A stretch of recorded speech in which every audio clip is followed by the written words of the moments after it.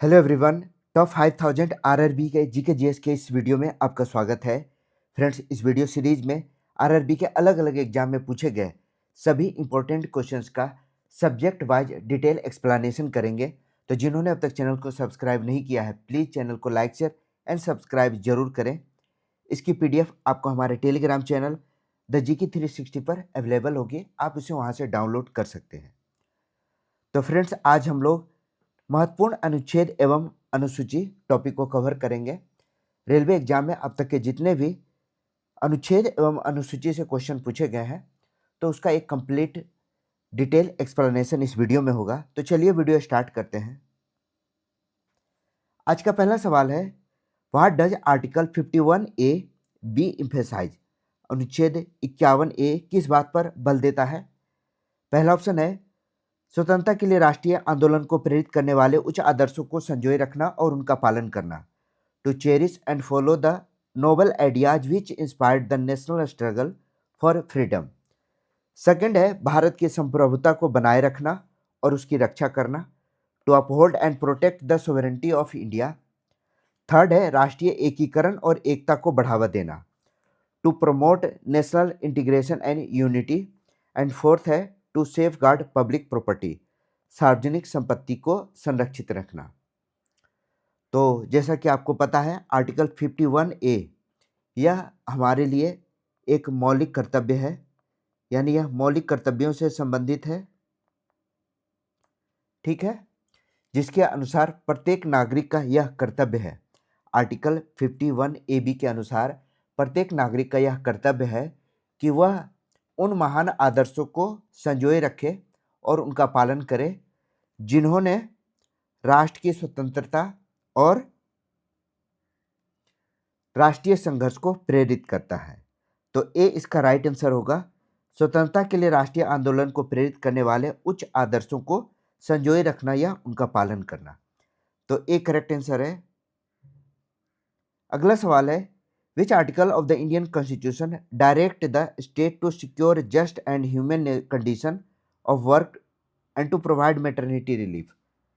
भारतीय संविधान का कौन सा अनुच्छेद राज्य को न्यायसंगत व मानवीय कार्य स्थितियों को सुनिश्चित करने तथा मातृत्व राहत के लिए प्रावधान करने का निर्देश देता है? काफी इंपॉर्टेंट क्वेश्चन है, कई बार पूछा गया है। मातृत्व राहत, मातृत्व सहायता का प्रावधान आर्टिकल 42 में किया गया है। बी इसका राइट आंसर है। इसका न्यायोचित एवं मानवीय कार्य, न्यायोचित एवं मानवीय कार्य तथा मातृत्व सहायता के लिए प्रावधान, मातृत्व सहायता के लिए प्रावधान आर्टिकल 42 में। आर्टिकल 44 में कई बार पूछा गया है, समान नागरिक संहिता, समान नागरिक संहिता, ठीक है। थर्ड में है आर्टिकल 40, आर्टिकल 40 ग्राम पंचायतों का गठन, ग्राम पंचायत का गठन किया गया है अनुच्छेद 40 के अंतर्गत। आर्टिकल 46 जिसके अंतर्गत अनुसूचित जाति और जनजाति यानी एससी और एसटी के लिए शैक्षिक तथा आर्थिक हितों को बढ़ावा देना, शैक्षिक के साथ साथ आर्थिक हितों का बढ़ावा देना। क्लियर है? बी इसका राइट आंसर है। नेक्स्ट क्वेश्चन है, which article of the Indian constitution mentioned the separation of the judiciary from the executive? भारतीय संविधान के किस अनुच्छेद में न्यायपालिका और कार्यपालिका के पृथक्करण का उल्लेख है? तो राइट आंसर होगा आर्टिकल 50 यानी सी इसका राइट आंसर है। सारे ऑप्शन को एक्सप्लेन करेंगे। आर्टिकल 47 जिसके अंतर्गत पोषाहार स्तर, पोषण का जो स्तर है, पोषाहार स्तर और जीवन स्तर को ऊंचा करना, जीवन स्तर को ऊंचा करना और लोक स्वास्थ्य की रक्षा करना, लोक स्वास्थ्य की रक्षा करना राज्य का कर्तव्य है, राज्य का कर्तव्य है। किसमें है? आर्टिकल 47 में। आर्टिकल 51 के अंतर्गत अंतर्राष्ट्रीय शांति और सुरक्षा की वृद्धि, अंतर्राष्ट्रीय शांति और सुरक्षा में वृद्धि। ठीक है, अंतर्राष्ट्रीय शांति और सुरक्षा का प्रावधान। ठीक है, आर्टिकल 50 के अंतर्गत कई बार यह पूछा गया है। आर्टिकल 50 में कार्यपालिका से न्यायपालिका के पृथक्करण है। कार्यपालिका और न्यायपालिका का पृथक्करण यानी अलग अलग, उनकी शक्तियां जो है एक दूसरे से अलग रहेगी। आर्टिकल 45 के अंतर्गत 6 से 14 वर्ष के बच्चों को 6 से 14 वर्ष के बच्चों को प्रारंभिक शिक्षा एवं देखभाल का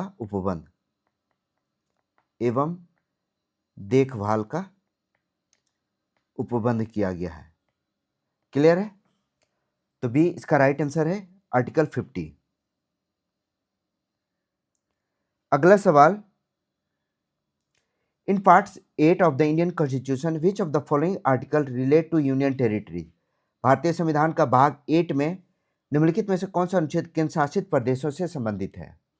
केंद्र शासित प्रदेश आर्टिकल 239 और 241। सी राइट आंसर है। संविधान के भाग 8 के 239 और 241 जो कि यूनियन टेरिटरी से संबंधित है, केंद्र शासित प्रदेश से संबंधित है। आपको पता होगा जो यूनियन टेरिटरीज में है उस पर जो शासन होता है वह केंद्र का शासन होता है, केंद्र का शासन होता है। ठीक है, सेंटर का शासन होता है और राज्यों के विपरीत उनके अपने चयन किए हुए सदस्य इसमें होते हैं, यानी उनके खुद के सिलेक्ट सदस्य होते हैं। तो राइट आंसर हो गया C article 239 to 241। Which article of the Indian constitution defined a money bill. किस अनुच्छेद में धन विधेयक को परिभाषित किया गया है? अनुच्छेद 110 के अंतर्गत कोई भी विधेयक धन विधेयक है या नहीं, इसका निर्णय कौन करता है? लोकसभा अध्यक्ष करता है।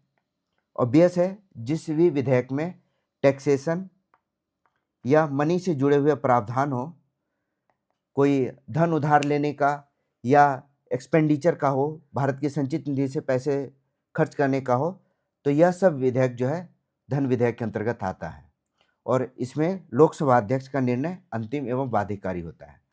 तो डी इसका राइट आंसर है। नेक्स्ट क्वेश्चन है, which of the following states fall under the 5th schedule of the Indian constitution. भारतीय संविधान की 5वीं अनुसूची के अंतर्गत कौन से राज्य आते हैं? ऑप्शन है मिजोरम, मणिपुर, असम, त्रिपुरा, नागालैंड और मेघालय, झारखंड और छत्तीसगढ़। तो 5वीं अनुसूची के अंतर्गत कौन से राज्य हैं? पहला है आंध्र प्रदेश, मध्य प्रदेश, छत्तीसगढ़, गुजरात, राजस्थान, झारखंड के साथ साथ महाराष्ट्र, हिमाचल प्रदेश, राजस्थान हो गया, तेलंगाना। तो यह सभी राज्य आते हैं जो कि इन राज्यों में, यह जो 5वीं अनुसूची में जो राज्य है उनमें अनुसूचित क्षेत्रों के प्रशासन, अनुसूचित क्षेत्रों के प्रशासन से संबंधित है, क्षेत्र के प्रशासन से संबंधित है। ठीक है, 5वीं अनुसूची में इन राज्यों के अनुसूचित क्षेत्रों के प्रशासन से संबंधित प्रावधान किए गए हैं। तो इसके अंतर्गत झारखंड और छत्तीसगढ़ आएंगे। डी इसका राइट आंसर है। Which of the following statements is correct regarding article 323 B of the constitution. संविधान के अनुच्छेद 323 बी के संबंध में निम्नलिखित में से कौन सा कथन सही है? तो 323 बी में संसद को विभिन्न मामलों के अंतर्गत अधिकरण स्थापित करने का अधिकार है। अधिकरण की स्थापना, जैसे विदेशी मुद्रा से संबंधित हो, टैक्सेशन से, शहरी संपत्ति की सीमा से, तो इन तरह के विवादों में अधिकरण का स्थापना किया जाता है। तो राइट आंसर होगा D, it permits tribunal for matter such as taxation, land reforms and labour dispute. ठीक है, तो राइट आंसर हो गया डी। अभी आगे और पढ़ेंगे अधिकरण के डिटेल्स में, तो आपको और ज़्यादा क्लियर होगा। नेक्स्ट क्वेश्चन है, which of the following subject falls under the concurrent list? कौन सा विषय समवर्ती सूची के अंतर्गत आता है? ऑप्शन है रक्षा, बैंकिंग, पुलिस और दंड विधि। ठीक है, तो याद रखिए संविधान के 7वीं अनुसूची में केंद्र और राज्यों के बीच शक्तियों का विभाजन किया गया है। केंद्र और राज्यों के बीच शक्तियों को बांटा गया है। ठीक है, ऑप्शन में रक्षा, बैंकिंग, पुलिस और दंड विधि। तो दंड विधि यह समवर्ती सूची के अंतर्गत आता है, समवर्ती सूची के अंतर्गत आता है। रक्षा और बैंकिंग यह दोनों संघ सूची के विषय हैं। ठीक है, और पुलिस यह राज्य सूची का विषय है। ठीक है, तो राइट आंसर हो गया D. Which constitutional amendment act added the 9th schedule to the constitution of India? किस संविधान संशोधन अधिनियम ने भारत के संविधान में 9वीं अनुसूची जोड़ी है? 9वीं अनुसूची कब जोड़ा गया? तो यह 1951 पहले संविधान संशोधन में जोड़ा गया, जिसका उद्देश्य था, पहले संविधान संशोधन का उद्देश्य था भूमि सुधार से संबंधित कानूनों की समीक्षा को बचाना, समीक्षा से बचाना, भूमि सुधार कानून को समीक्षा से बचाना, क्योंकि इन्हें मौलिक अधिकारों के उल्लंघन के आधार पर अदालत में चुनौती दी जा रही थी। तो इसी कारण से पहला संविधान संशोधन विधेयक 1951 में किया गया। तो याद रखिए पहला संशोधन हुआ था 1951 में, जो कि भूमि सुधार कानून से संबंधित था। Which article relate to the constitution of municipalities? कौन सा अनुच्छेद नगर पालिकाओं के गठन से संबंधित है? नगर पालिकाओं से गठन भाग 9 में, भाग 9A में नगर पालिका का गठन का प्रावधान है। 3 प्रकार के नगर पालिका का गठन किया गया है। पहला है नगर पंचायत, उसके बाद नगर परिषद और नगर निगम। ठीक है, नगरीय प्रशासन से संबंधित है, जिसमें स्थानीय स्वशासन को सुदृढ़ करने के लिए यह प्रावधान किए गए हैं। तो राइट आंसर होगा डी, 243Q। 243Q भाग 9 में नगर पालिकाओं से संबंधित प्रावधान किए गए हैं। तो डी इसका राइट आंसर है। In which schedule are the forms of oaths and affirmation for various constitutional post specified? विभिन्न संवैधानिक पदों के लिए शपथ और प्रतिज्ञान के स्वरूप किस अनुसूची में निर्दिष्ट है? तो आपको पता है मूल संविधान में कितनी अनुसूचियां थी? 8 अनुसूची थी। ठीक है, अभी वर्तमान में कितना है? वर्तमान में 12 अनुसूचियां हैं। 12 अनुसूची है, जिसके अंतर्गत जो तीसरी अनुसूची है, तीसरी अनुसूची में जो विभिन्न संवैधानिक पद पर आसीन है उनके लिए शपथ और प्रतिज्ञान के बारे में डिटेल विवरण दिया गया है। ठीक है, तो सी इसका राइट आंसर है। Which article of the Indian constitution specifically deal with the establishment of tribunal? आप देख लो, ट्रिब्यूनल से सवाल फिर से पूछे गए हैं। भारतीय संविधान का कौन सा अनुच्छेद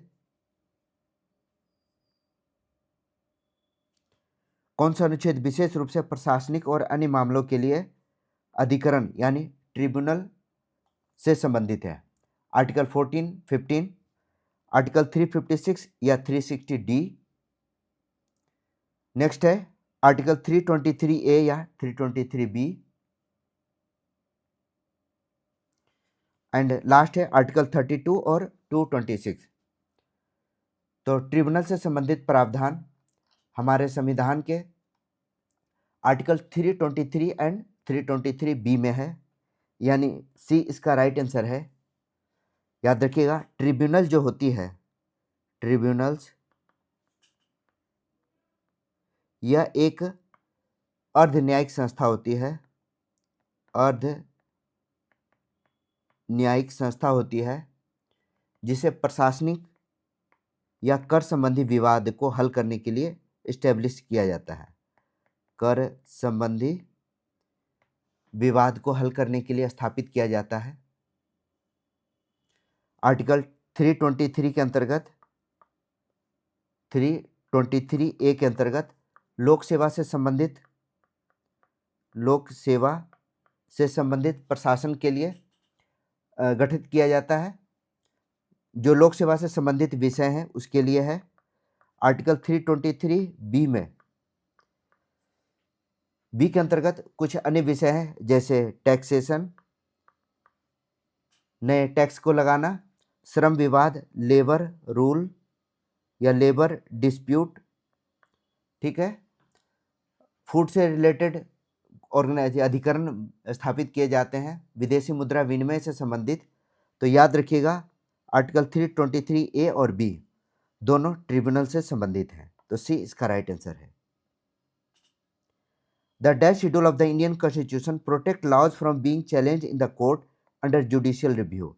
भारतीय संविधान की न्यायिक समीक्षा के अंतर्गत न्यायालय में चुनौती देने से बचाती है। दूसरे शब्दों में, न्यायिक समीक्षा का प्रावधान हमारे संविधान के किस अनुसूची के अंतर्गत किया गया है?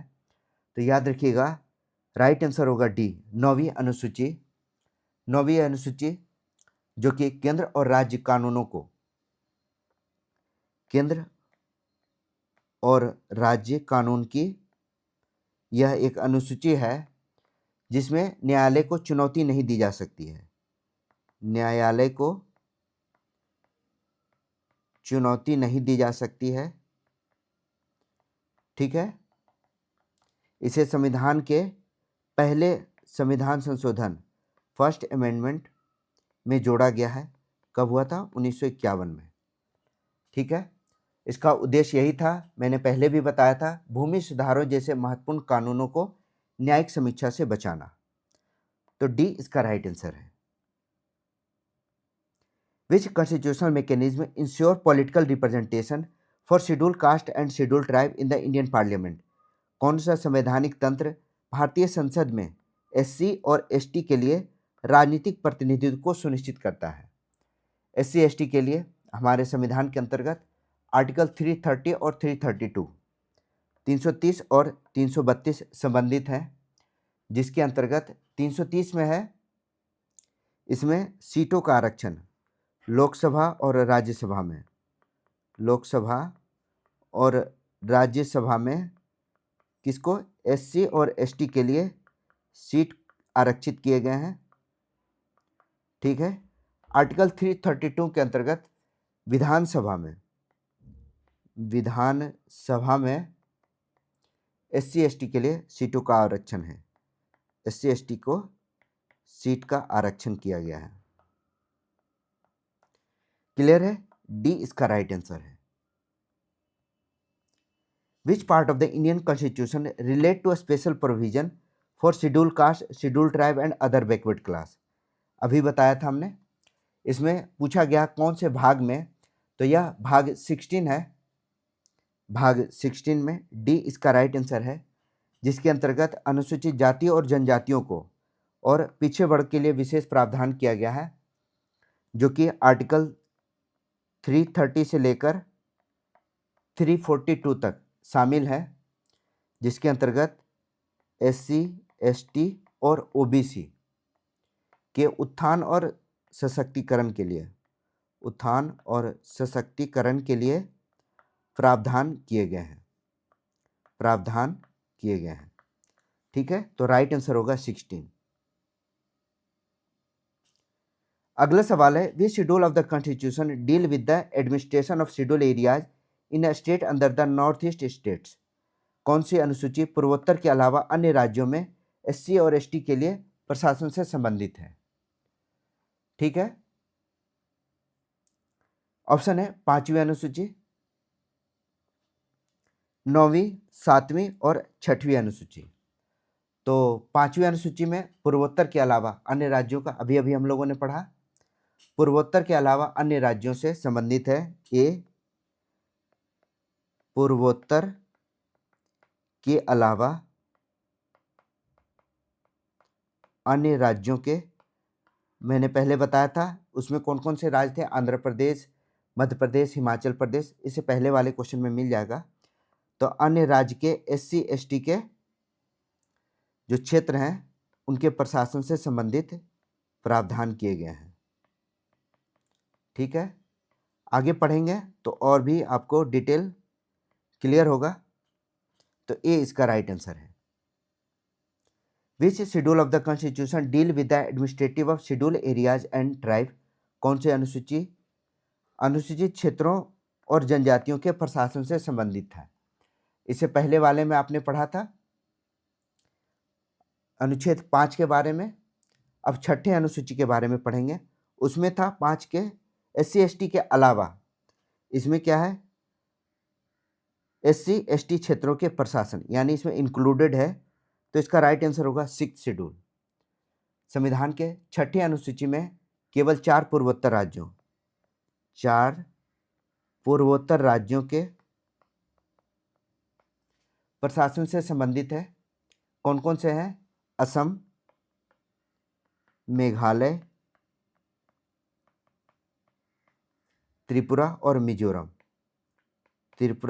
मिजोरम के SC ST क्षेत्र के प्रशासन से संबंधित। ठीक है, थोड़ा सा डिफरेंस है, आप 5 और 6 अनुसूची में आप देख लीजिएगा, समझ आ जाएगा। तो बी इसका राइट आंसर है। Which article of the Indian constitution provide for the council of minister at the union level, भारतीय संविधान का कौन सा अनुच्छेद संघ स्तर पर मंत्रिपरिषद का प्रावधान करता है। तो मंत्रिपरिषद का प्रावधान हमारे संविधान के आर्टिकल 74 में है। 74 में यह कहा गया है कि राष्ट्रपति की सहायता देने के लिए, राष्ट्रपति की सहायता के लिए मंत्रिपरिषद का गठन किया गया है, जो कि प्रधानमंत्री के नेतृत्व में होता है। प्रधानमंत्री के नेतृत्व में यह किया जाता है। संघ स्तर पर मंत्रिपरिषद की स्थापना का विवरण आर्टिकल 74 में है। ठीक है, याद रखिएगा, राष्ट्रपति मंत्रिपरिषद से या प्रधानमंत्री से सलाह लेती है और अपने कार्यों के निष्पादन में सहायता मिलती है। तो ए इसका राइट आंसर है।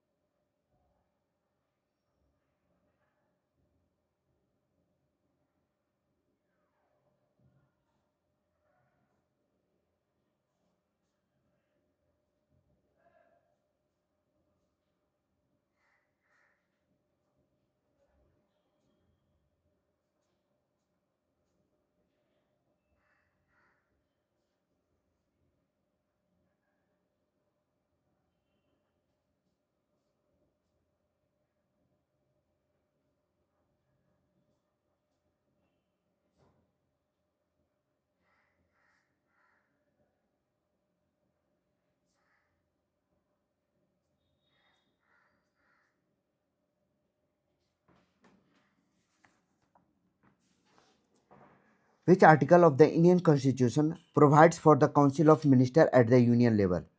कौन सा अनुच्छेद संघ स्तर पर मंत्रिपरिषद का प्रावधान करता है।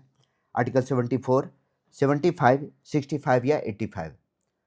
तो याद रखिएगा, आर्टिकल 74 के अंतर्गत राष्ट्रपति की सहायता और सलाह देने के लिए प्रधानमंत्री के नेतृत्व में मंत्रिपरिषद के गठन का प्रावधान है। मंत्रिपरिषद के गठन का प्रावधान है, जो कि संघ स्तर पर मंत्रिपरिषद की स्थापना का वर्णन करता है। तो ए इसका राइट आंसर है। याद रखिएगा, राष्ट्रपति को अपने कर्तव्यों के निष्पादन और उनके सहायता और सलाह के लिए मंत्रिपरिषद की अध्यक्षता जो है प्रधानमंत्री करते हैं। तो ए इसका राइट आंसर है। In which list of the 7th schedule does the union government have exclusive power to make laws? 7वीं अनुसूची के किस सूची में केंद्र और सरकार को कानून बनाने की विशेष शक्ति प्राप्त है? संघ सूची, राज्य सूची, समवर्ती सूची या अवशिष्ट सूची? ठीक है, 7वीं अनुसूची के बारे में कहा गया है, हमने अभी अभी पढ़ा था कि हमारे संविधान के 7वीं अनुसूची में 3 विषयों का उल्लेख है। संघ सूची, 3 सूची का उल्लेख है, संघ सूची, राज्य सूची और समवर्ती सूची। ठीक है, 3 है। केंद्र जो कानून बनाती है वह संघ सूची के अंतर्गत आती है, जिसमें केंद्र को कानून बनाने की शक्ति है। राज्य के अंतर्गत राज्य को कानून बनाने की शक्ति है, और समवर्ती में दोनों को, केंद्र और राज्य दोनों से जुड़े हुए संसद कानून बना सकती है। ठीक है, तो सवाल में पूछा गया है केंद्र सरकार कानून बनाने की विशेष शक्ति किसमें है? तो यह है संघ सूची में, यानी ए इसका राइट आंसर है। According to the article 335 of the Indian constitution, with financial emergency, वित्तीय आपातकाल संबंधी प्रावधानों का उल्लेख भारतीय संविधान के किस अनुच्छेद में है? तो आपको पता होगा, हमारे संविधान के अंतर्गत आपातकाल का प्रबंध, 3 तरह के आपातकाल का प्रबंध है। 3 तरह के, जो कि आर्टिकल 352, 356 और 360 के अंतर्गत है। 352 में है राष्ट्रीय आपात, ठीक है। 356 में राष्ट्रपति शासन और 360 में है वित्तीय आपात का विवरण है। तो राइट आंसर होगा सी। वित्तीय आपात क्वेश्चन में पूछा गया है, तो सी इसका राइट आंसर है। अगला सवाल है, article 368 of the Indian constitution relates to, अनुच्छेद 368, संविधान का अनुच्छेद 368 से संबंधित है। किससे संबंधित है? ऑप्शन है राष्ट्रीय आपातकाल, संविधान के संशोधन, राष्ट्रपति के पद के चुनाव, या हमारे देश के संघीय विशेषता।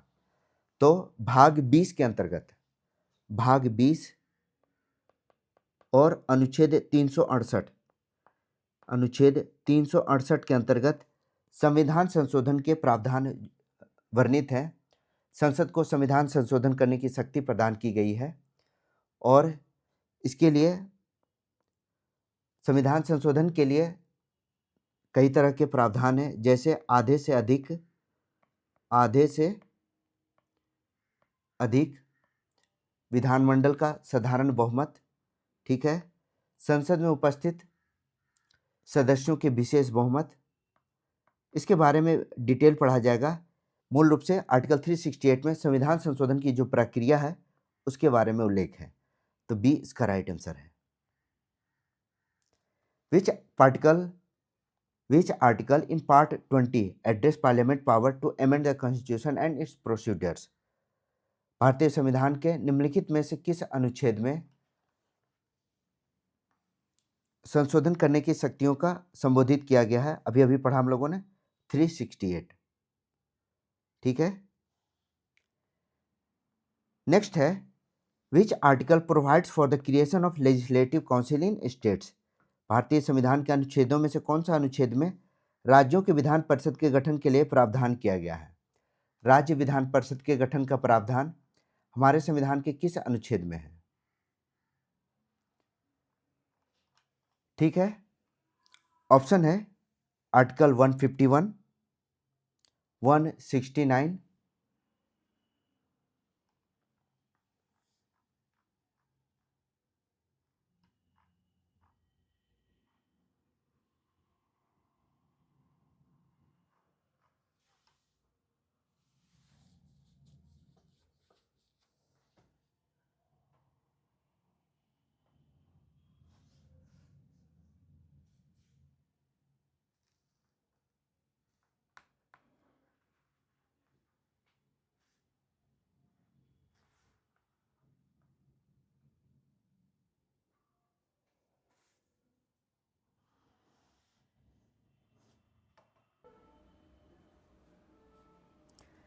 नेक्स्ट क्वेश्चन है in which list of the 7th schedule does the union government have exclusive power to make laws. 7वीं अनुसूची के किस सूची में केंद्र सरकार को कानून बनाने की विशेष शक्ति प्राप्त है। ऑप्शन है संघ सूची, राज्य सूची, समवर्ती सूची या अवशिष्ट सूची। तो आपको पता है 7वीं अनुसूची के अंतर्गत 3 सूची है। पहला है संघ सूची, दूसरा है राज्य सूची और तीसरा है समवर्ती सूची। तो संघ सूची पर कानून केंद्र बनाती है, राज्य सूची पर राज्य कानून बनाएंगे और समवर्ती सूची में ऐसे विषय पर कानून जो कि संघ एवं राज्य दोनों मिलकर बनाएंगे। ठीक है, तो सवाल में कहा गया है केंद्र सरकार को कानून बनाने की विशेष शक्ति किस में है, तो यह है संघ सूची में, यानी ए इसका राइट आंसर है। अगला सवाल,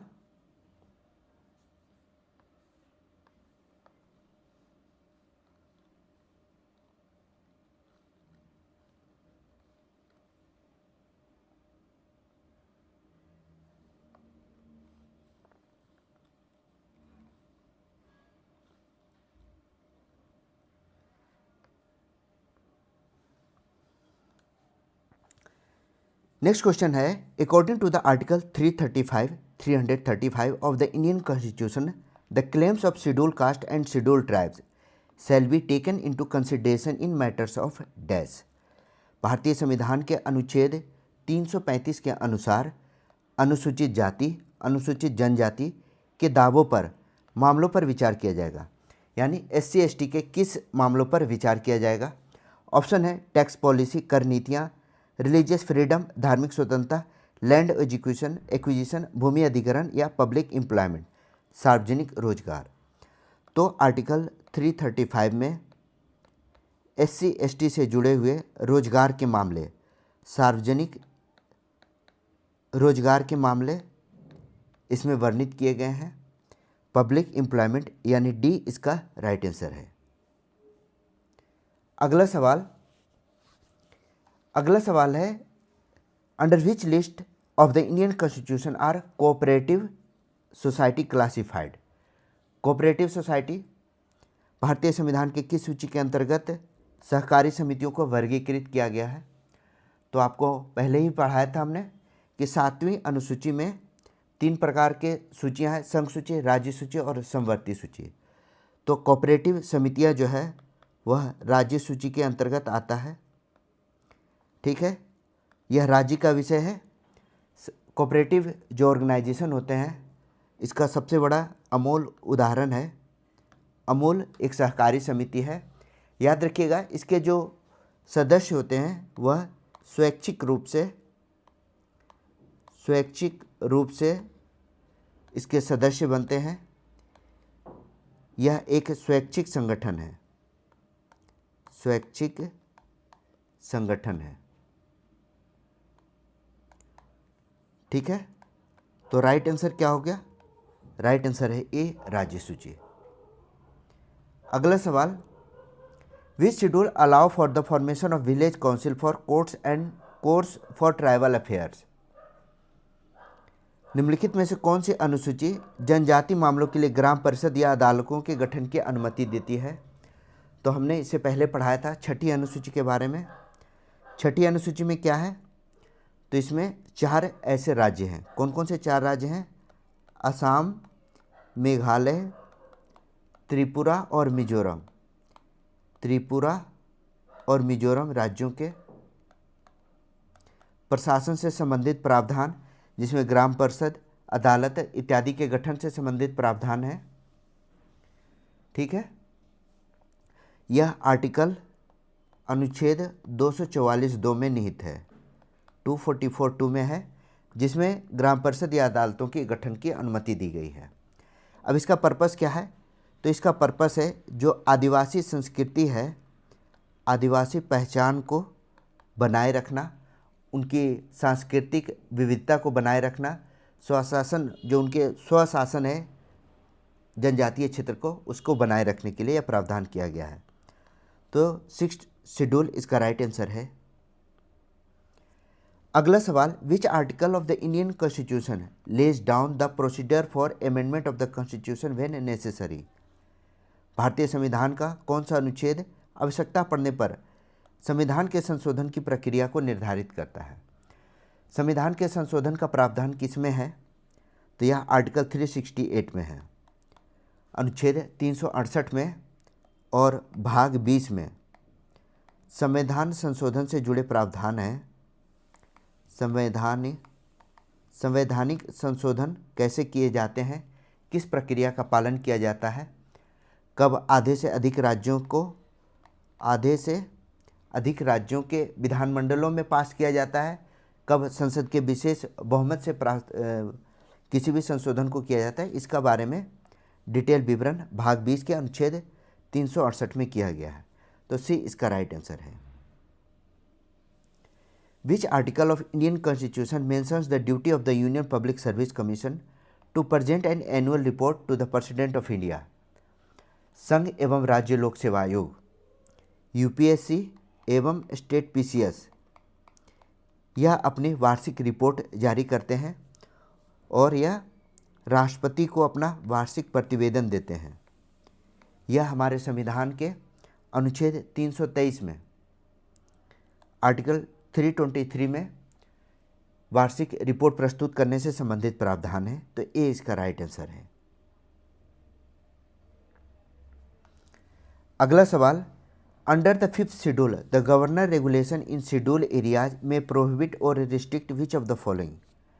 5वीं अनुसूची के अंतर्गत अनुसूचित क्षेत्रों में राज्यपाल के विनियमन निम्नलिखित में से किसे निषिद्ध या प्रतिबंधित कर सकते हैं? जैसे आपने सुना होगा कि कुछ आदिवासीय क्षेत्र हैं, तो वहाँ राज्यपाल जो है आम लोगों को वहाँ जाने से रोक सकती है या अन्य कारणों से भी वहाँ प्रतिबंध लगा सकती है। तो इसका विवरण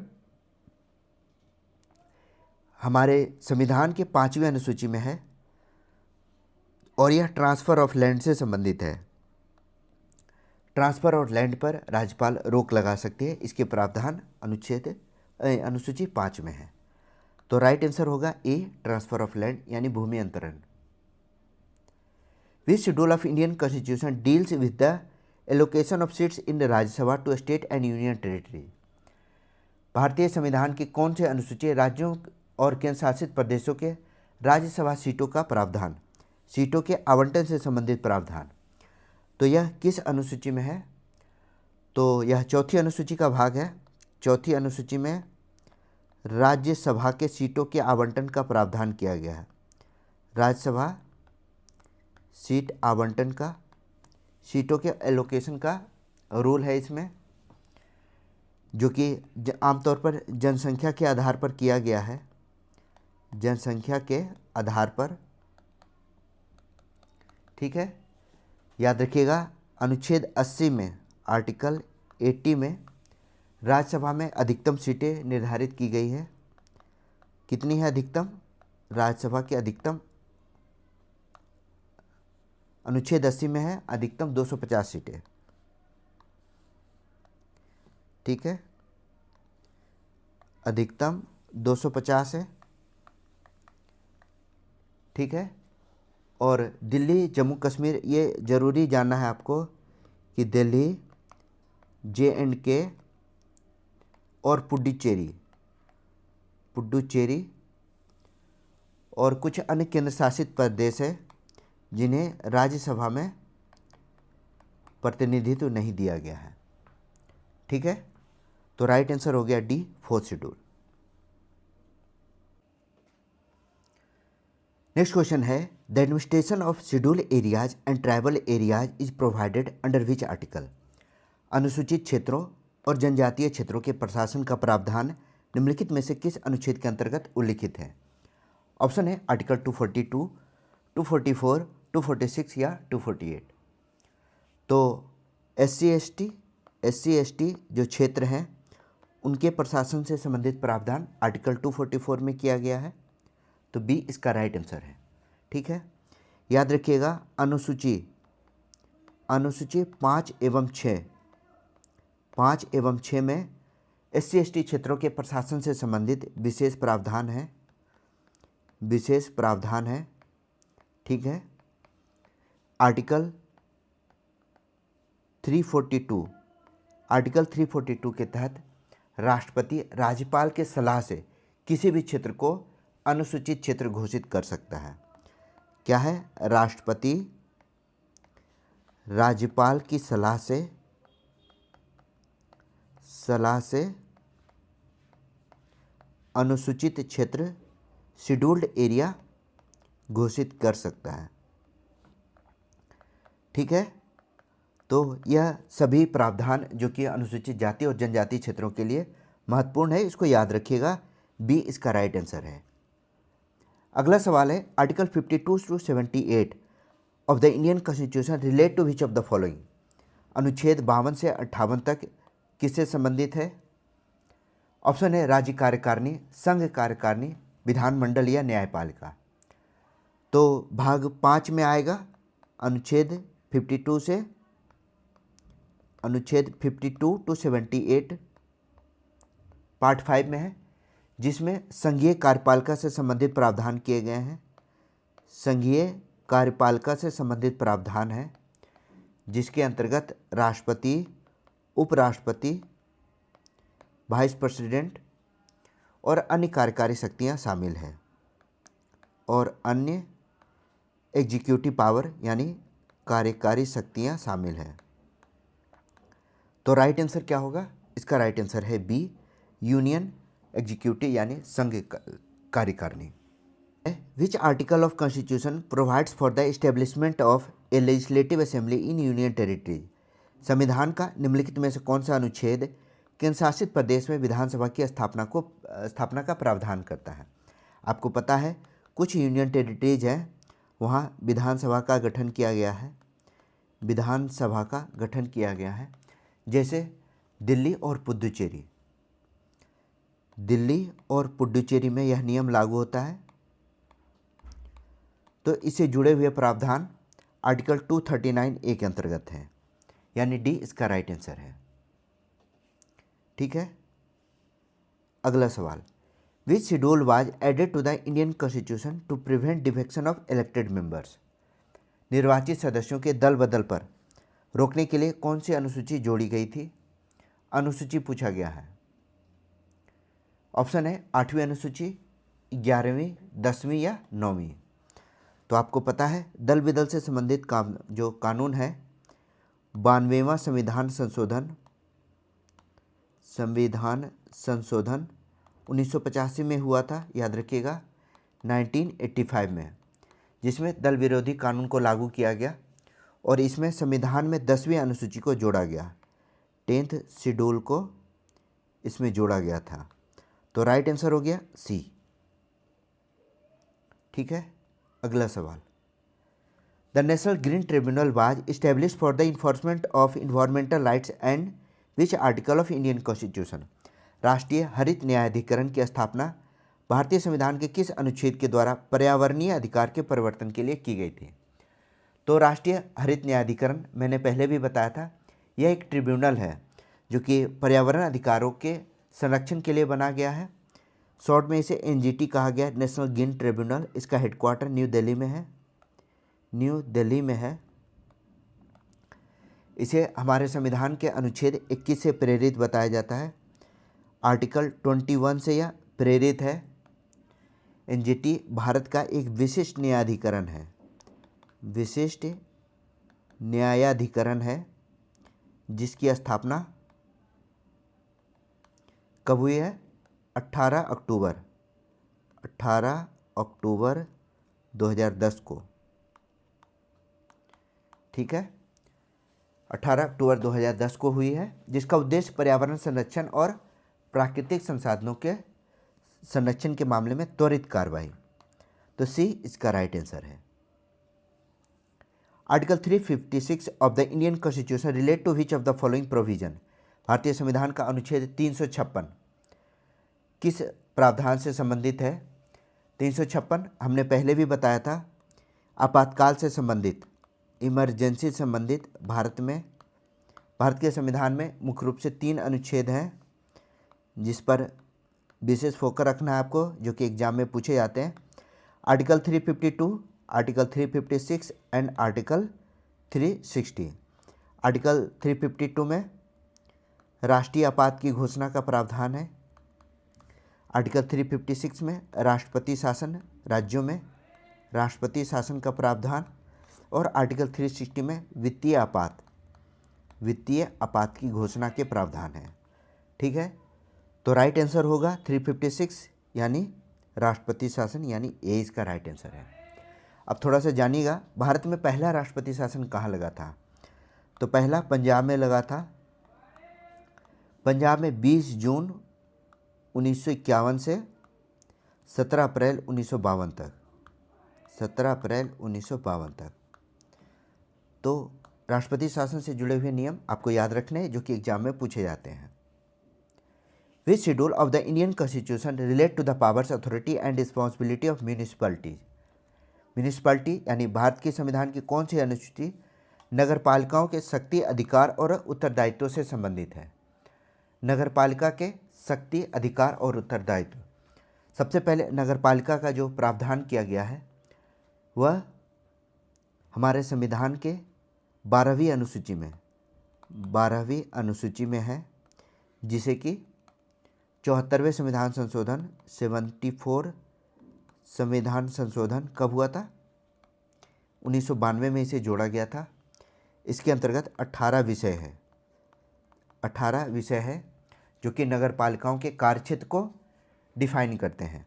तो राइट आंसर क्या होगा? इसका राइट आंसर होगा C, 12 schedule. Under which article of Indian constitution are the subject of the union list mention. संघ सूची के विषयों का उल्लेख भारतीय संविधान के किस अनुच्छेद के अंतर्गत किया गया है?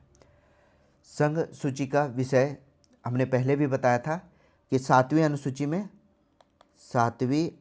में संघ सूची, राज्य सूची और समवर्ती सूची का उल्लेख है, जो कि आर्टिकल 246 अनुच्छेद 246 में भारत के संविधान की 7वीं अनुसूची का उल्लेख है, ठीक है, 7वीं अनुसूची का उल्लेख है।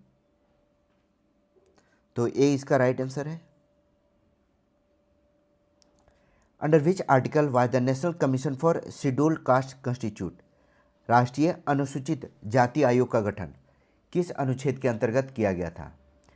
अनुसूचित जाति आयोग, जो कि हमारे संविधान के अनुच्छेद 338 यानी बी इसका राइट आंसर है, 338 के अंतर्गत किया गया है। याद रखिएगा, 65वां संविधान संशोधन हुआ था, 65वां संविधान संशोधन, जो कि 1990 के बाद 1992 में SC/ST कमीशन, यह दोनों कमीशन जो है कमीशन 1992 में इस्टेब्लिश हुआ था, ठीक है। किसके द्वारा? 65वें संविधान संशोधन के द्वारा। यह अधिनियम बना था 1990 में। 65वां संविधान संशोधन अधिनियम 1990 के आधार पर 1992 में SC/ST कमीशन का गठन किया गया था। तो राइट आंसर हो गया article 338। The 5th schedule of the Indian constitution relate to. भारतीय संविधान की 5वीं अनुसूची के बारे में हम लोगों ने अभी पढ़ा है। यह अनुसूचित क्षेत्रों और ST अनुसूचित जनजाति क्षेत्रों के प्रशासन से संबंधित है, यानी बी इसका राइट आंसर है। इसमें आपको याद रखना है 5वीं अनुसूची में मुख्य रूप से 4 राज्य हैं। मैंने कई बार इसे बता चुका हूँ। 4 कौन कौन से राज्य हैं? असम, मेघालय, त्रिपुरा और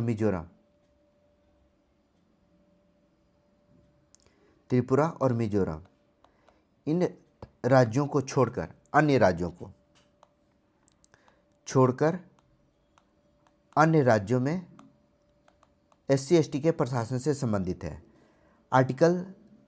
अनुसूची 6 में अनुसूची 6 में असम, मेघालय और त्रिपुरा राज्यों के बारे में विशेष प्रावधान किए गए हैं, इसलिए अनुसूची 5 में इन राज्यों को छोड़ा गया है। ठीक है, तो बी इसका राइट आंसर है। वैसे मैंने इससे पहले वाले क्वेश्चन में मैंने वो बताया है कि अनुसूची 5 में कौन कौन से राज्य है जिसका प्रशासन इसमें वर्णित है, तो बी इसका राइट आंसर है। अगला सवाल, which schedule of the Indian constitution the list of all official language, संविधान के किस अनुसूची में सभी आधिकारिक भाषाओं का उल्लेख है। भाषाओं से संबंधित इम्पोर्टेंट सवाल है। तो हमारे संविधान के 8वीं अनुसूची में 22 भाषा का उल्लेख है। ठीक है, तो आंसर हो गया सी, 22 भाषा का उल्लेख है। अभी वर्तमान में 22 भाषा हैं। संविधान में जब शुरुआत में थी तो शुरुआत में 8वीं अनुसूची में 14 भाषाएं थी, 14 भाषाएं शामिल थी। ठीक है, आगे और सवाल आएगा जिसमें हम बताएंगे कौन कौन सी भाषाएं कब जुड़ी थी, तो सी इसका राइट आंसर है। What does article 164 of the Indian constitution state about the appointment of chief minister, अनुच्छेद 164 मुख्यमंत्री की नियुक्ति के बारे में क्या कहता है। तो याद रखिएगा, सवाल में ही आंसर दिया हुआ है। आर्टिकल 164 मुख्यमंत्री के नियुक्ति के बारे में प्रावधान करता है। ठीक है, तो नियुक्ति के बारे में क्या कहता है, तो मुख्यमंत्री की नियुक्ति राज्यपाल के द्वारा की जाती है। डी इसका राइट आंसर है। भारतीय संविधान का अनुच्छेद 164 जिसमें यह प्रावधान करता है कि मुख्यमंत्री की नियुक्ति राज्यपाल के द्वारा की जाएगी और मंत्रिपरिषद मुख्यमंत्री की नियुक्ति राज्यपाल के द्वारा की जाएगी और मुख्यमंत्री की सलाह पर राज्यपाल मंत्रिपरिषद का गठन करेगा। राज्यपाल मंत्रिपरिषद का गठन करेगा। ठीक है, और मंत्रिपरिषद सामूहिक रूप से विधानसभा के प्रति उत्तरदायी होगी। क्लियर है, डी इसका राइट आंसर है।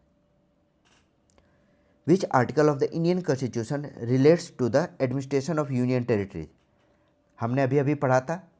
कौन सा अनुच्छेद केंद्र शासित प्रदेशों के प्रशासन से संबंधित है, तो यह है आर्टिकल 239। 239 में क्या है, यूनियन टेरिटरीज के प्रशासन के प्रावधान है। ठीक है, आर्टिकल 245 में क्या है, इसमें संसद और राज्य विधानमंडल की विधियां हैं। विधि माने रूल है।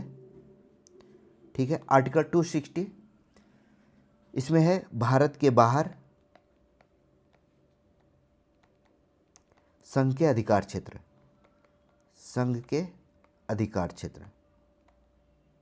255 उतना इंपॉर्टेंट नहीं है। ठीक है, तो राइट आंसर हो गया ए 239। विच article provides that the union and state public service commission shall conduct examination for appointment to the services of the union and state respectively। सवाल में है यूपीएससी और एससी पीसीएस एग्ज़ाम आयोजित करेगा। तो नियुक्ति के लिए आयोजित की जाने वाली एग्ज़ाम्स किस संविधान के अंतर्गत यह प्रावधान किया गया है, तो यह प्रावधान है आर्टिकल 320 में। आर्टिकल 320 में संघ और राज्यों के कार्यों का वर्णन है। यूपीएससी और स्टेट पीसीएस के द्वारा किए गए कार्यों का उल्लेख है जिसमें बताया गया है कि वह नियुक्ति परीक्षाओं का संचालन करेगा। कैसे नियुक्ति परीक्षा का संचालन करेगा, तो राइट आंसर हो गया बी आर्टिकल 320। नेक्स्ट क्वेश्चन है, subject to the provision of article dash there shall be a public service commission for the union and a public service commission for each state. किस अनुच्छेद के उपबंधों के विषयाधीन संघ के लिए एक लोक सेवा आयोग और प्रत्येक राज्यों के लिए एक लोक सेवा आयोग होगा। ठीक है, तो संघ एवं राज्य लोक सेवा आयोग से संबंधित प्रावधान किस अनुच्छेद में है? आर्टिकल 318, 317, 316 या 315। तो गठन से संबंधित प्रावधान आर्टिकल 315 में है। क्या है प्रावधान? कि संघ के लिए एक लोक सेवा आयोग और राज्य के लिए एक लोक सेवा आयोग, यानी संघ के लिए यूपीएससी और राज्य के लिए स्टेट पीसीएस के गठन का प्रावधान आर्टिकल 315 में है। ठीक है। आर्टिकल 318 में क्या है? तो इसमें 318 में है सदस्य और कर्मचारियों के सेवा शर्त, यूपीएससी और स्टेट पीसीएस के सदस्य एवं कर्मचारी के सेवा शर्त, रूल्स क्या होंगे उनके सर्विसेज के। आर्टिकल 317 में है लोक सेवा आयोग के अध्यक्ष, पीसीएस और यूपीएससी के अध्यक्ष या सदस्यों के, अध्यक्ष और सदस्यों के 317 में, हाँ, अध्यक्ष और सदस्यों के हटाने और निलंबन के प्रावधान, कैसे उनको हटाया जा सकता है, तो हटाने का रूल दिया हुआ है इसमें। आर्टिकल 316 में क्या है? आर्टिकल 316 में है यूपीएससी और स्टेट पीसीएस, यूपीएससी और स्टेट पीसीएस के नियुक्ति और कार्यकाल से संबंधित प्रावधान है, नियुक्ति और कार्यकाल का प्रावधान है। तो राइट आंसर हो गया D 315। Which part of Indian Constitution deal with provision related to the autonomy, power and function of the UPSC and the composition, appointment and removal of its members? अभी अभी पढ़ा हम लोगों ने यूपीएससी और state PCS के सदस्यों के शक्तियां, कार्य तथा विघटन, इस संगठन और पदों से हटाए जाने संबंधित प्रावधान। तो यह किस भाग में है? तो पूरे भाग को बताना है किस भाग में है। तो यह भाग है 14, पार्ट 14 में है, अनुच्छेद 308 से लेकर 323 तक। अनुच्छेद 308 से 323 तक क्या है? यूपीएससी और स्टेट पीसीएस के स्वायत्तता, शक्ति, कार्य और नियुक्ति और पदों से हटाए जाने संबंधित प्रावधान, यानी इस पूरे अनुच्छेद में इन सभी से जुड़े हुए प्रावधान हैं। तो राइट आंसर हो गया A. Under which article of Indian constitution can a member of the public service commission be removed by the president of India? भारतीय संविधान के किस अनुच्छेद के अंतर्गत भारत के राष्ट्रपति के द्वारा लोक सेवा आयोग के सदस्यों को हटाया जा सकता है? तो अभी अभी हम लोगों ने पढ़ा था आर्टिकल 317, जिसमें अध्यक्ष या सदस्यों के सेवा शर्तों के प्रावधान थे। ठीक है, तो बी इसका राइट आंसर है आर्टिकल 317।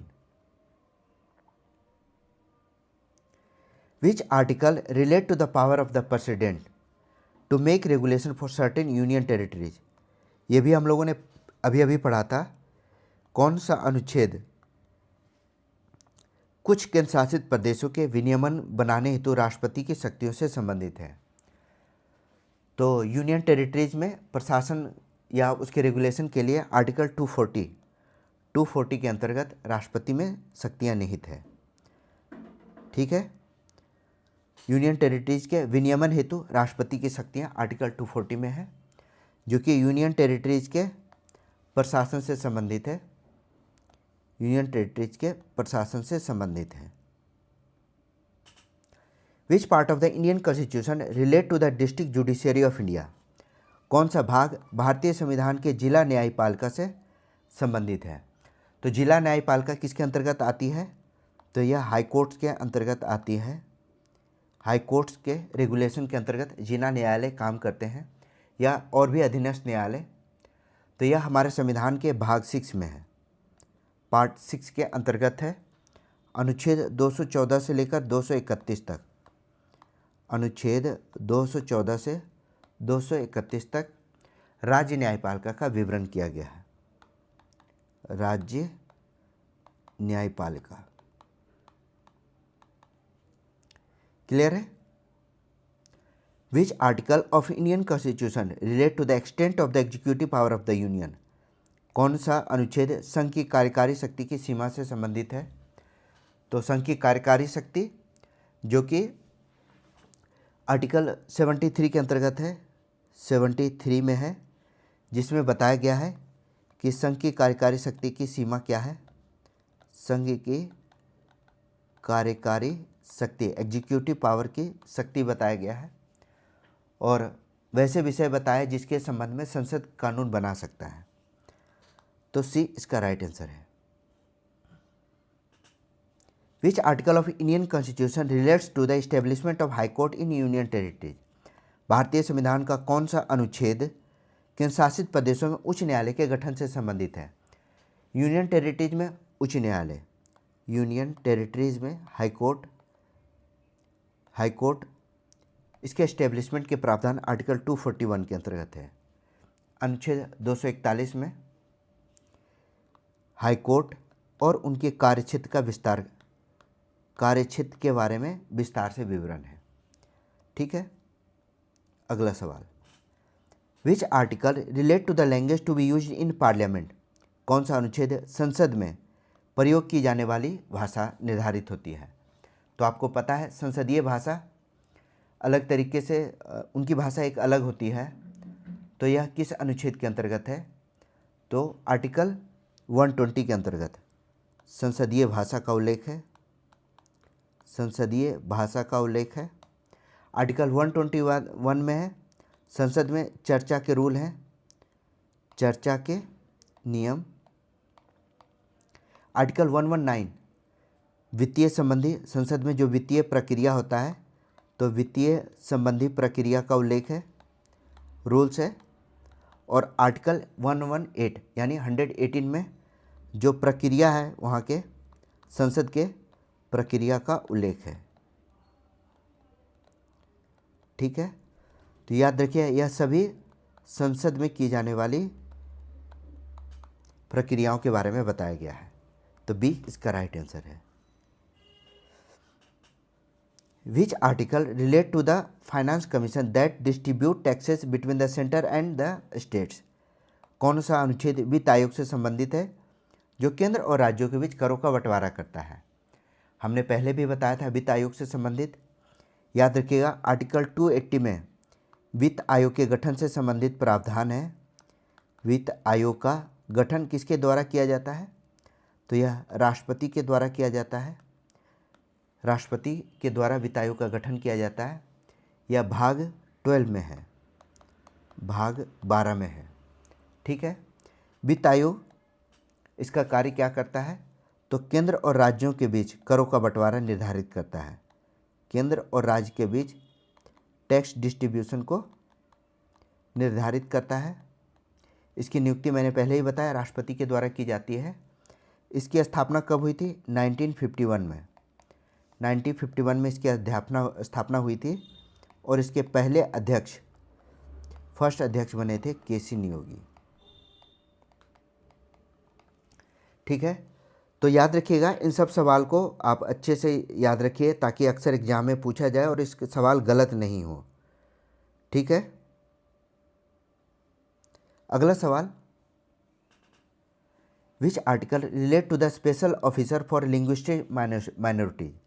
कौन सा अनुच्छेद भाषाई अल्पसंख्यक, भाषाई अल्पसंख्यक के लिए विशेष अधिकार आर्टिकल 350 बी के अंतर्गत निर्धारित है।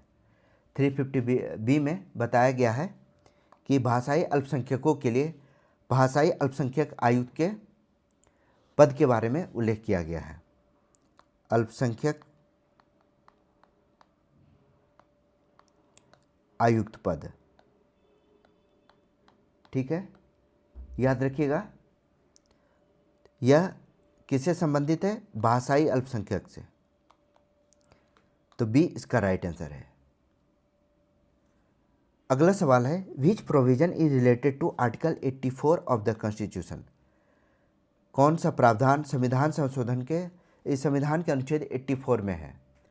तो 84 में क्या है। तो इसमें संसद सदस्यों की अर्हता है, योग्यता है, कौन कौन सी योग्यता है या क्या क्या एलिजिबिलिटी है कि कोई भी व्यक्ति संसद सदस्य बन सकता है।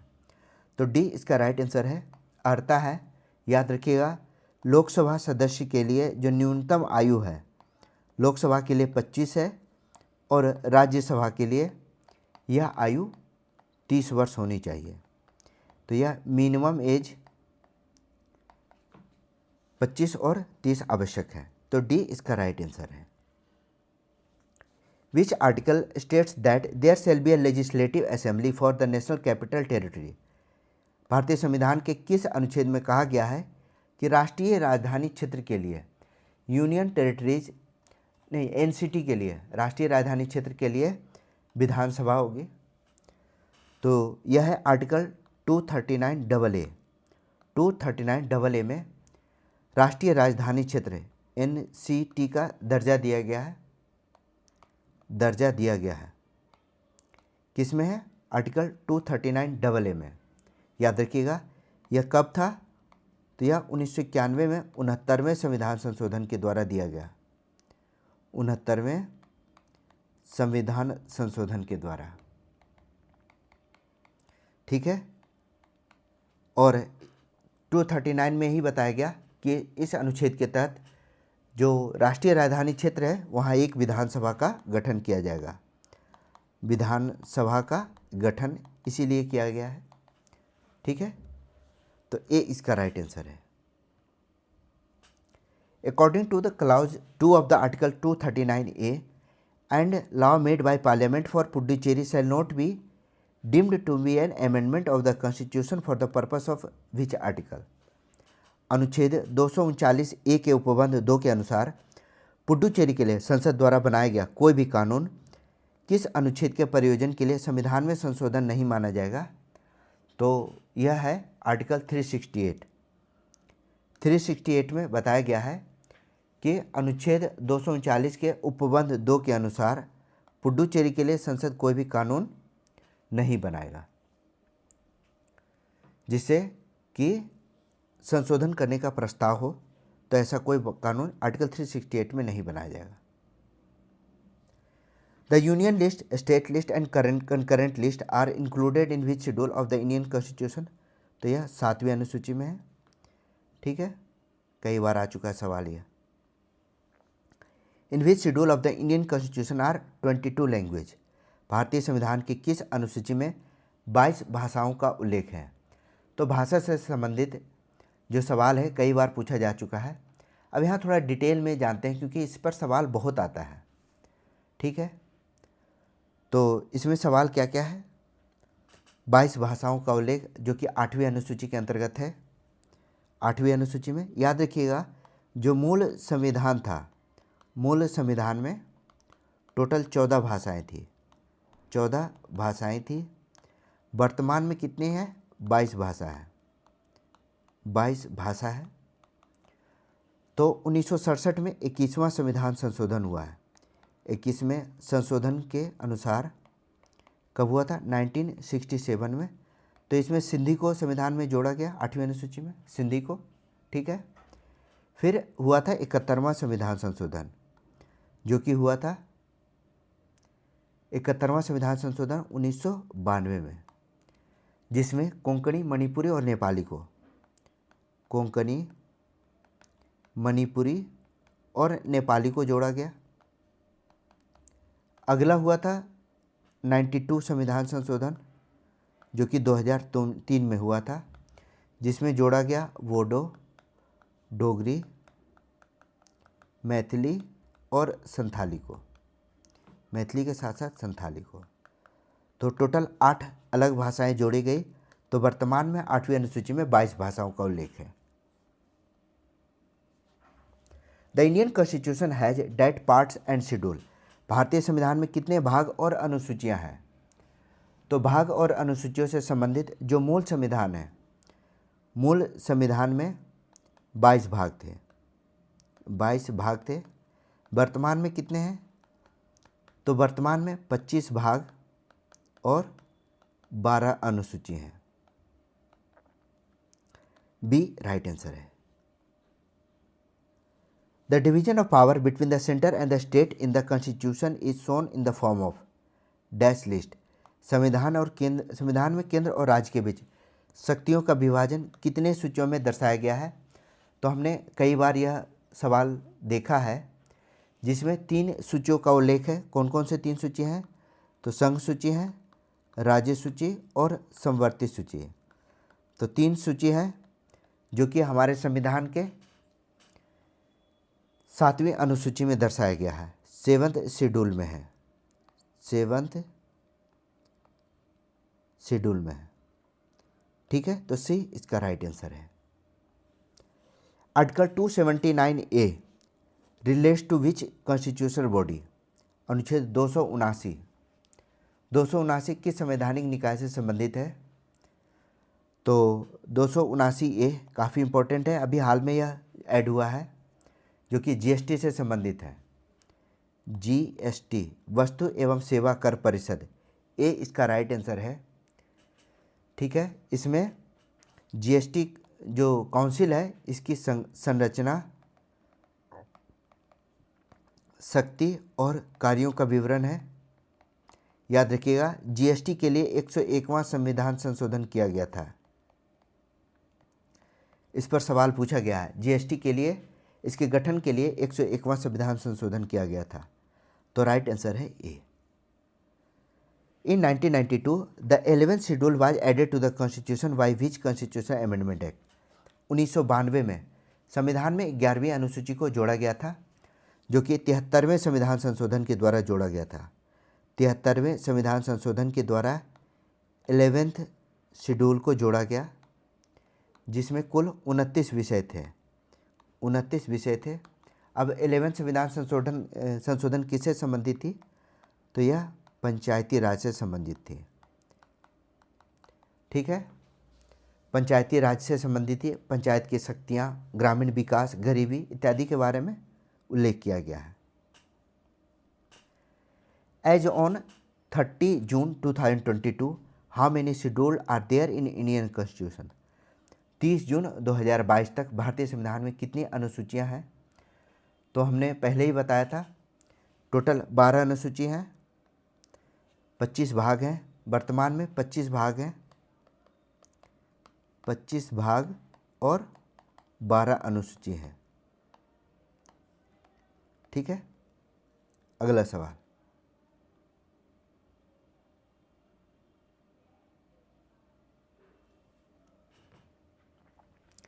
At the commencement of the Indian constitution it was divided into dash part? भारतीय संविधान के प्रारंभ में इसे कितने अध्याय में विभाजित किया था?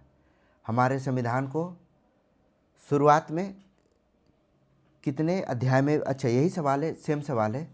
तो शुरुआत में 22 थे, सी इसका राइट आंसर है। ठीक है, वर्तमान में 25 है। At the time of commencement of the constitution of India, how many article were originally? लागू होने के समय मूलतः कितने अनुच्छेद थे? तो कुल अनुच्छेद की संख्या 395 थी। ठीक है, डी इसका राइट आंसर है। ये सवाल, ये सब तो आप लोग को पहले से भी पता होगा। Which article empowers parliament to include और exclude caste, sub caste and tribe in the list of schedule caste? कौन सा अनुच्छेद भारतीय संसद को जातियों, उपजातियों और जनजातियों और अनुसूचित जातियों को सूची में शामिल करने और उसे बाहर करने की शक्ति प्रदान करता है? ठीक है, आंसर क्लियर है, क्वेश्चन क्लियर है। तो यह आर्टिकल 341 के अंतर्गत किया गया है। 341 में क्या है?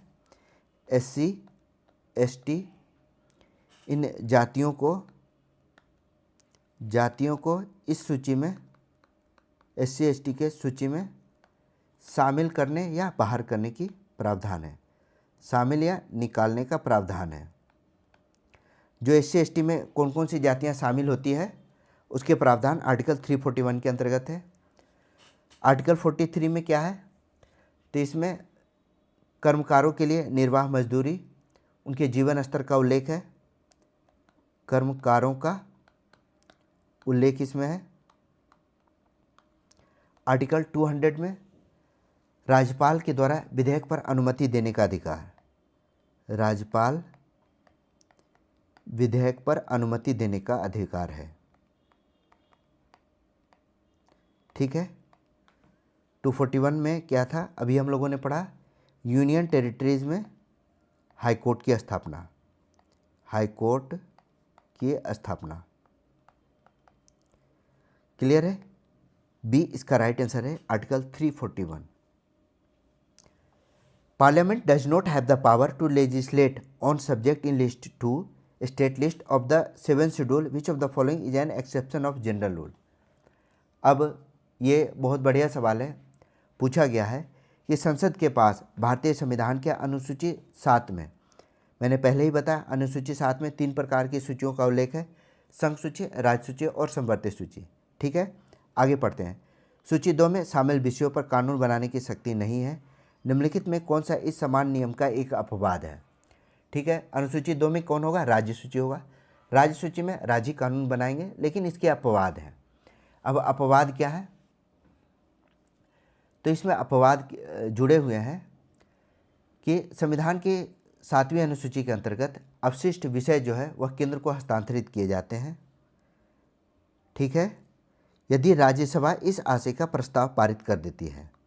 अगर राज्यसभा किसी विशेष कानून पर यह प्रस्ताव पारित कर दे तो उस पर कानून बनाने की शक्ति केंद्र को हस्तांतरित हो जाती है, ट्रांसफ़र हो जाती है। तो कुछ ऐसे अवशिष्ट विषय हैं जिस पर राज्य केंद्र से कानून बनवाती है, यानी केंद्र के द्वारा कानून बनाया जाता है। बी इसका राइट आंसर है। In which list is education included in the Indian constitution? शिक्षा को किस सूची में शामिल किया गया है? ठीक है, तो शिक्षा संवर्ती सूची में है, जिसमें केंद्र और राज्य कुछ ऐसे विषय हैं जो कि केंद्र के लिए भी इम्पोर्टेंट है और राज्य के लिए भी। तो शिक्षा संवर्ती सूची के अंतर्गत है, बी इसका राइट आंसर है। नेक्स्ट सवाल है, who was the main draftman of article 370? अनुच्छेद 370 के मुख्य मसौदाकार कौन थे? तो इसकी ड्राफ्ट आर्टिकल 370 में क्या है? जम्मू कश्मीर से जुड़े प्रावधान। तो इसके ड्राफ्टमैन थे एन गोपालास्वामी अयंगर। एन गोपालास्वामी अयंगर जब भारत आज़ाद हुआ था तो कश्मीर में, जब भारत आज़ाद हुआ तो इस समय कश्मीर में किसका शासन था? डोगरा राजवंश का। डोगरा राजवंश का शासन था। ठीक है, और उसके राजा हरि सिंह थे। हरि सिंह कश्मीर के राजा थे। ठीक है, तो ड्राफ्टमैन एन गोपालास्वामी अयंगर थे, यानी सी इसका राइट आंसर है। In which two article of Indian constitution is the power of judicial review and most clearly expressed? भारतीय संविधान के किस 2 अनुच्छेद में न्यायिक समीक्षा और उसकी शक्ति को सर्वाधिक स्पष्ट रूप से व्यक्त किया गया है? तो यह काफ़ी इम्पोर्टेंट है। आर्टिकल 32 और आर्टिकल 226। तो आर्टिकल 32 में क्या है? तो इसके अंतर्गत सर्वोच्च न्यायालय तथा उच्च न्यायालय, आर्टिकल 32 में सर्वोच्च न्यायालय, ठीक है, और आर्टिकल 226 में उच्च न्यायालय, यह दोनों मौलिक अधिकारों के संरक्षक के रूप में कार्य करेगा। मौलिक अधिकार के संरक्षक के रूप में कार्य करेगा, यानी मौलिक अधिकारों को गारंटी देगा, उसकी भूमिका प्रदान करेगा। और न्यायिक समीक्षा को अमेरिका के संविधान से लिया गया है। आर्टिकल 32 को संविधान की आत्मा भी कहा गया है। तो याद रखिएगा, यह सभी इंपॉर्टेंट सवाल हैं। Article 280 of the Indian constitution relate to which of the following? अनुच्छेद 280 हमने पहले ही बताया था, वित्त आयोग से संबंधित है। वित्त आयोग की नियुक्ति राष्ट्रपति के द्वारा की जाती है। Which of the following state is not governed by the 6th schedule of the Indian constitution? कौन सा राज्य भारतीय संविधान की 6वीं अनुसूची में शामिल नहीं है? 6वीं अनुसूची में कौन कौन है? असम, मेघालय, त्रिपुरा। 6वीं अनुसूची में असम, मेघालय, त्रिपुरा और मिजोरम है। तो अरुणाचल प्रदेश राइट आंसर होगा। अरुणाचल प्रदेश इसके अंतर्गत शामिल नहीं है। यह इनर लाइन परमिट के अंतर्गत आता है। काफ़ी इंपॉर्टेंट है, इसको याद रखिएगा। इनर लाइन परमिट के अंतर्गत।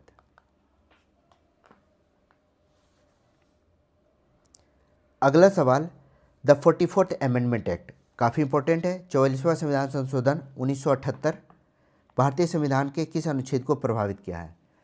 तो यह याद होगा आपको, 44वें संविधान संशोधन जिसके अंतर्गत संपत्ति के अधिकार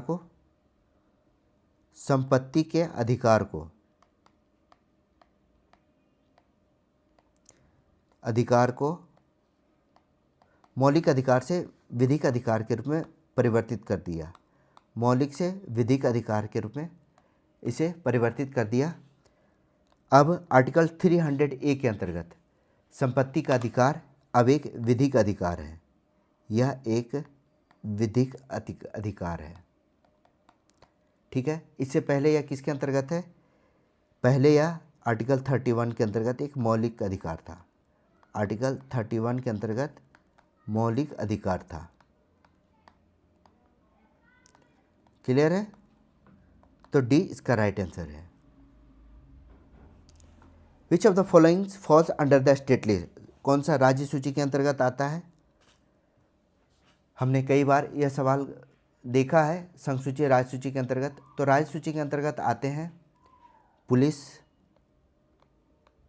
पुलिस, भूमि सुधार, कृषि, गैस इत्यादि। ठीक है, तो सवाल में है सार्वजनिक स्वास्थ्य और स्वच्छता, यह भी आता है राज्य सूची के अंतर्गत। तो राइट आंसर होगा ए। ठीक है, अगला सवाल, निम्नलिखित में से कौन सा विषय समवर्ती सूची के अंतर्गत आता है? समवर्ती सूची के अंतर्गत कौन कौन से आते हैं? तो इस पर केंद्र और राज्य दोनों इंपॉर्टेंस के होते हैं। तो इसमें पहला है विद्युत, इलेक्ट्रिसिटी, वन, पॉपुलेशन, जनसंख्या नियंत्रण। ठीक है, परिवार नियोजन, सामाजिक नियोजन, गोद लेना, ये सभी आता है। परिवार नियोजन, तो यह सभी आता है समवर्ती सूची के अंतर्गत। तो राइट आंसर क्या होगा? इसका राइट आंसर है कौन सा समवर्ती के अंतर्गत आता है? ठीक है, तो राइट आंसर होगा ए 1। फॉरेस्ट जो है वह समवर्ती सूची के अंतर्गत है। अगला सवाल, which article of Indian constitution define a money bill? कौन सा अनुच्छेद मनी बिल को परिभाषित करता है? तो मनी बिल है किस में? तो आर्टिकल 110 में क्या है? धन विधेयक को परिभाषित किया गया है। धन विधेयक को परिभाषित किया गया है। याद रखिएगा, लोकसभा अध्यक्ष यह निर्धारित करेंगे कि कोई भी विधेयक धन विधेयक है या नहीं। ठीक है, तो आर्टिकल 110 के अंतर्गत यह आएगा। एक महत्वपूर्ण प्रावधान है धन विधेयक से संबंधित। धन विधेयक से संबंधित जो भी प्रावधान है वह लोकसभा के अधीन ही आता है। राज्यसभा का इसमें कोई भी प्रावधान नहीं है।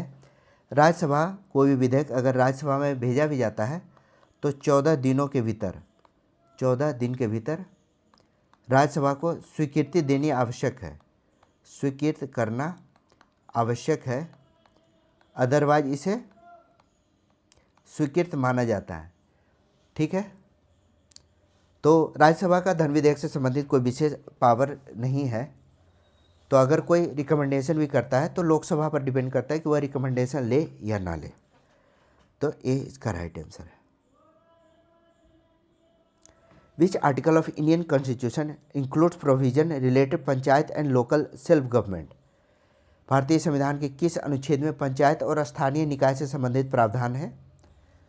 ठीक है, आर्टिकल 51A।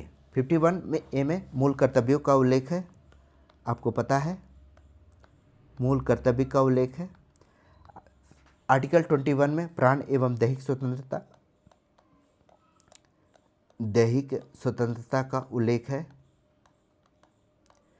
आर्टिकल 270 में कर और उनका राज्यों के बीच वितरण है, टैक्स का डिस्ट्रीब्यूशन। ठीक है, 243 इसमें पंचायत, नगरपालिका इन सबके गठन से संबंधित प्रावधान है। तो डी इसका राइट आंसर है। Which article of constitution referred to the central budget as the annual financial statement? किस अनुच्छेद में केंद्रीय बजट को वार्षिक वित्तीय विवरण के रूप में परिभाषित किया गया है। तो केंद्रीय बजट का उल्लेख किस में है? आर्टिकल 112। चूँकि यह भी एक मनी बिल है तो यह अनुच्छेद 112 के अंतर्गत है, याद रखिएगा। 112 में केंद्रीय बजट या वार्षिक वित्तीय विवरण का उल्लेख है, वार्षिक वित्तीय विवरण का उल्लेख है, ठीक है। 101 में संसद में स्थान का रिक्त होना, संसद में स्थान का रिक्त होना। आर्टिकल 113 में संसद में प्राक्कलन से संबंध में प्रक्रिया है, एस्टीमेट से संबंधित प्रक्रिया, एस्टीमेट्स रिलेटेड रूल्स, ठीक है। अनुच्छेद 102 जिसके अनुसार संसद सदस्य को कैसे हटाया जाता है, निर्हरता कहा जाता है हिंदी में, निर्हरता किसकी? संसद सदस्यों के। दूसरे शब्दों में क्या है? तो संसद सदस्यों के हटाने की प्रक्रिया, हटाने की प्रक्रिया। क्लियर है? राइट आंसर होगा C 112। Which article provides that an interstate council may be established by presidential order? किस अनुच्छेद में यह प्रावधान किया गया है कि राष्ट्रपति के आदेश के द्वारा एक अंतर्राज्यीय परिषद का गठन किया जाएगा? अंतर्राज्यीय परिषद से संबंधित हमने क्वेश्चन पहले भी कर रखे हैं, लेकिन यहाँ अलग सवाल है। अंतर्राज्यीय परिषद के बारे में क्या, हम लोग ट्रिब्यूनल पर सवाल करे हैं। तो आर्टिकल 263 में अंतर्राज्यीय परिषद के गठन का प्रावधान है। अंतर्राज्यीय परिषद के गठन के प्रावधान आर्टिकल 263 के अंतर्गत है, ठीक है। आर्टिकल 261 में क्या है? सार्वजनिक कार्यों का उल्लेख है, सार्वजनिक कार्य, जैसे अभिलेख और न्यायिक कार्य, अभिलेख के साथ साथ न्यायिक कार्यवाही का उल्लेख है, न्यायिक कार्यवाही का उल्लेख है, ठीक है। तो याद रखिएगा ये इसका राइट आंसर है। Which article of Indian constitution deals with the financial emergency? वित्तीय आपातकाल हमने पहले भी बताया था, आर्टिकल 360 के अंतर्गत है। Article 368 of the Indian constitution relate to? भारतीय संविधान का अनुच्छेद 368। अनुच्छेद 368 में संविधान के संशोधन की प्रक्रिया का उल्लेख है। संविधान में कैसे संशोधन होता है यह उल्लेख अनुच्छेद 368 के अंतर्गत किया गया है, जिसमें बताया गया है कि संशोधन विशेष बहुमत से कुछ क्रिटिकल विधेयक में आधे से अधिक राज्यों के विधानमंडल के स्वीकृति के उपरांत होता है। तो इसके जुड़े हुए अलग प्रावधान हैं, मुख्य रूप से 3 प्रकार के प्रावधान है जो कि जिसके आधार पर संविधान में संशोधन होता है। तो बी इसका राइट आंसर है। Which article in part 20 address parliament power to amend the constitution and procedure? भारतीय संविधान के किस अनुच्छेद का भाग 20 संविधान और उसकी प्रक्रियाओं में संशोधन करने के लिए संसद के शक्तियों को संबोधित करता है? ठीक है, अनुच्छेद 20 में। तो अनुच्छेद 20 में क्या है? तो यही है आर्टिकल 360 भाग 20 में, भाग 20 और अनुच्छेद 368 में संशोधन से जुड़े हुए जो संविधान में संशोधन होते हैं तो इसके प्रावधान हैं, ठीक है। बी इसका राइट आंसर है। Which article provides for the creation of legislative council in state? कौन सा अनुच्छेद राज्यों में विधान परिषद के गठन का प्रावधान किया है? तो राज्यों में विधान परिषद का गठन, आपको पता है भारत के कुछ ही ऐसे राज्य हैं जहाँ की विधान परिषद का गठन किया गया है।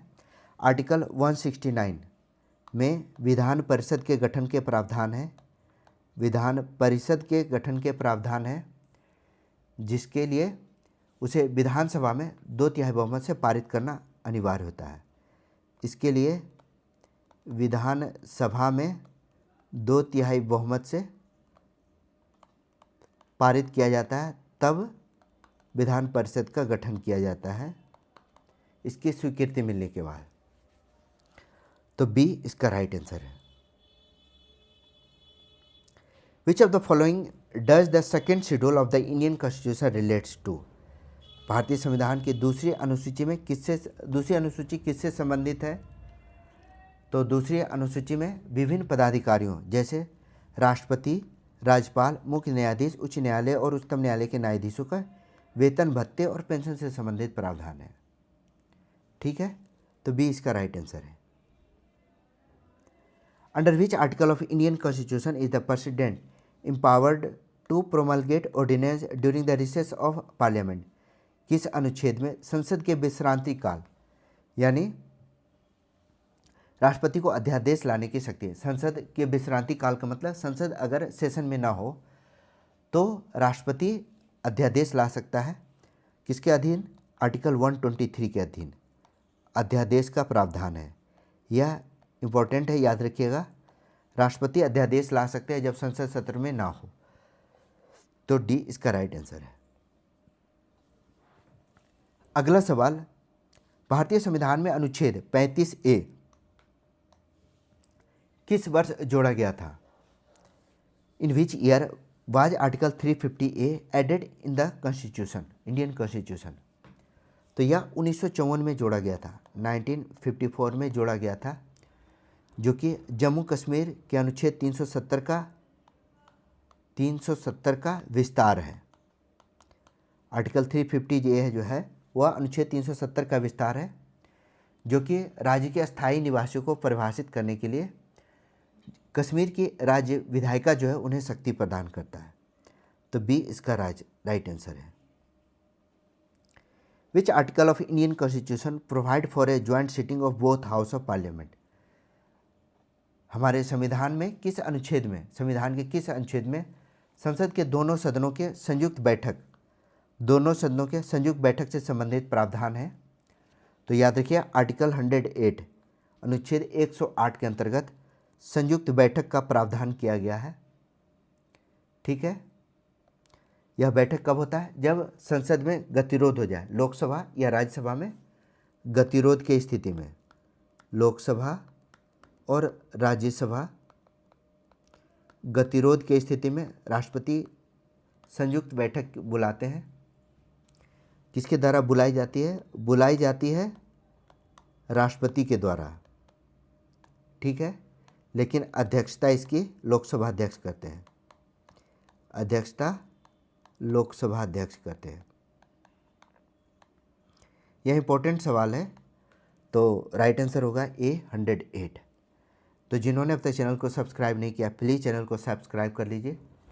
बहुत ही अच्छे अच्छे सवाल हैं जो कि आपके एग्जाम में अक्सर पूछे जाते हैं, जो कि इंडियन कॉन्स्टिट्यूशन के इम्पोर्टेंट क्वेश्चन हैं, तो इसको जरूर याद रखिएगा। In which schedule of the Indian constitution is the list of state and union territory along with their territories included? भारतीय संविधान के किस अनुसूची में राज्य एवं केंद्र शासित प्रदेश और उनके क्षेत्रों की सूची शामिल है? ठीक है, राज्य एवं केंद्र शासित प्रदेश एवं उनके अधिक्षेत्रों की सूची जो है वह पहले भारतीय संविधान के पहले अनुसूची में है, जिसमें बताया गया है क्या है? 28 राज्य, भारत में 28 राज्य और 8 केंद्र शासित प्रदेश हैं। ठीक है, 8वीं अनुसूची में 22 भाषाओं का राजभाषा का उल्लेख है। ठीक है, 12वीं में स्वायत्त संस्था, नगरपालिका, नगर निगम, तो नगरीय प्रशासन का उल्लेख है, जिसके अंतर्गत 18 विषय प्रदान किए गए हैं। 5वीं में क्या है? 5वीं में SC/ST क्षेत्रों के प्रशासन से संबंधित प्रावधान है। SC/ST क्षेत्र का प्रशासन। ठीक है, तो सी इसका राइट आंसर है। Under which article of Indian constitution can the president assume the governance of state in case of failure of constitution machinery in the state? भारतीय संविधान के किस अनुच्छेद के तहत राष्ट्रपति किसी राज्य की संवैधानिक प्रणाली के विफल होने की दशा में राज्य के शासन को संभाल सकता है? यानी राष्ट्रपति शासन का उल्लेख है, तो राष्ट्रपति शासन आर्टिकल 356 के अंतर्गत लगाया जाता है। हमने इसकी डिटेल ऑलरेडी पहले बता चुके हैं, तो याद रखिए 356 इसका राइट आंसर है। Article 336 provide special provision for which community of certain services. 336 में कुछ सेवाओं के लिए किस समुदाय को विशेष प्रावधान मिलता है? 336 के अंतर्गत आंग्ल भारतीय समुदाय जो एंग्लो इंडियन है उनके लिए विशेष प्रावधान है, जो कि जैसे संविधान जब बना था तो संविधान के प्रारंभ में इन्हें संघ की रेल, सीमा शुल्क, डाक, तार इत्यादि पदों के लिए आंग्ल भारतीय समुदाय के सदस्यों को नियुक्ति पर इन्हें वरीयता दी जाती थी। ठीक है, तो कहा जाता है इस पर नियुक्ति वैसे ही की जाती थी जैसे 15 अगस्त 1947 से पहले की जाती थी। ठीक है, यह कब तक था? तो प्रारंभ के 2 वर्षों तक था। इम्पोर्टेंट सवाल है, इसको याद रखिएगा कि 2 वर्षों के बाद यह प्रणाली चेंज किया गया।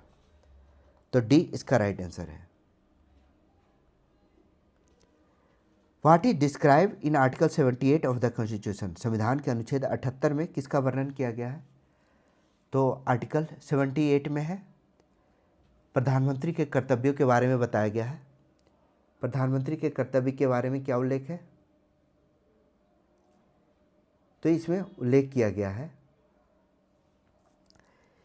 कि प्रधानमंत्री के राष्ट्रपति को अवगत कराने के कर्तव्य संबंधित duty of the prime minister to keep the president inform.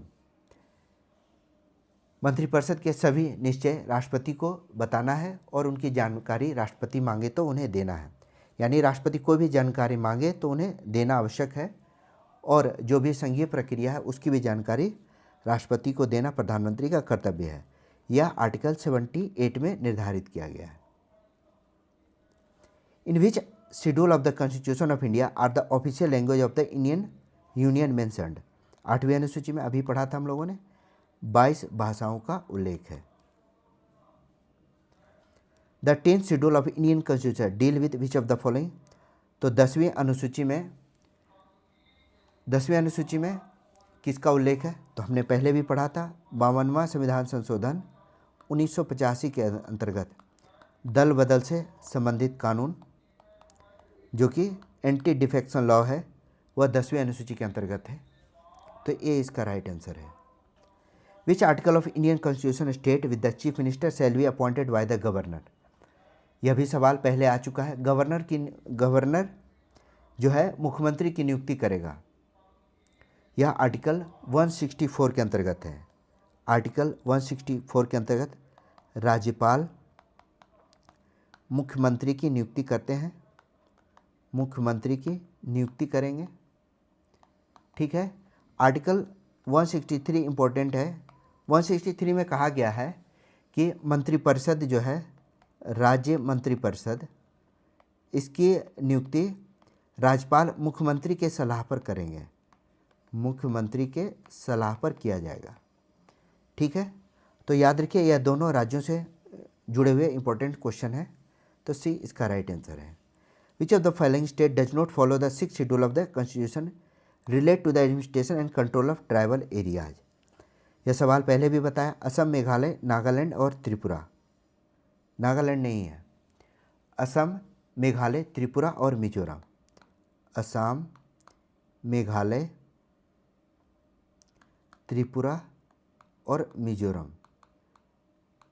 ठीक है, तो राइट आंसर होगा नागालैंड। नागालैंड इसका अनुपालन नहीं करता है 6वीं अनुसूची का, तो बी इसका राइट आंसर है। Which article provides that the union and state public service commission shall conduct examination for appointment to the services. यह सवाल भी हो चुका है। तो यह नेक्स्ट क्वेश्चन है, which article of the constitution provides that in case of equality of votes in the house the speaker shall have a casting vote. हमारे संविधान का कौन सा अनुच्छेद यह कहता है कि सदन में वोटों की समतुल्यता की स्थिति में स्पीकर के पास अंतिम कास्टिंग मत होगा।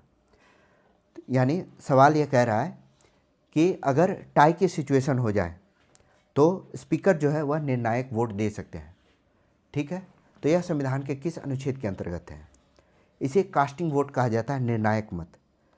तो कास्टिंग वोट हमारे संविधान के आर्टिकल 100 में है। कास्टिंग वोट कौन डालेंगे? स्पीकर।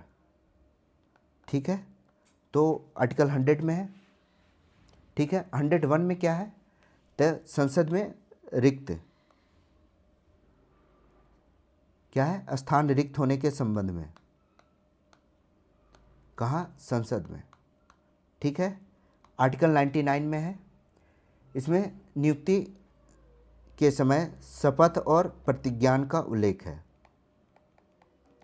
ठीक है, आर्टिकल 97 में है वेतन और भत्ते किसके? सभापति, अध्यक्ष या उपाध्यक्ष या उपसभापति के वेतन और भत्ते से जुड़े हुए प्रावधान हैं। तो राइट आंसर होगा D. The annual financial statement prepared under article 112 of the Indian constitution called what? भारतीय संविधान का अनुच्छेद 112 के तहत वार्षिक वित्तीय विवरण को कहा जाता है बजट। ठीक है, in which schedule of the constitution India are state and union territory mention? संघ एवं राज्य क्षेत्रों के बारे में किस अनुसूची में उल्लेख है? तो यह प्रथम अनुसूची में है। प्रथम अनुसूची में संघ एवं राज्य क्षेत्रों के बारे में उल्लेख किया गया है। संघ शासित क्षेत्रों के बारे में भी उल्लेख है। तो राइट आंसर है ए। तो ये था important amendments, schedule and articles के बारे में। वीडियो कैसा लगा कमेंट में ज़रूर बताइएगा। वीडियो को लाइक शेयर एंड सब्सक्राइब जरूर कीजिए। मेरा नाम है Rahul Sinha. Thank you for watching.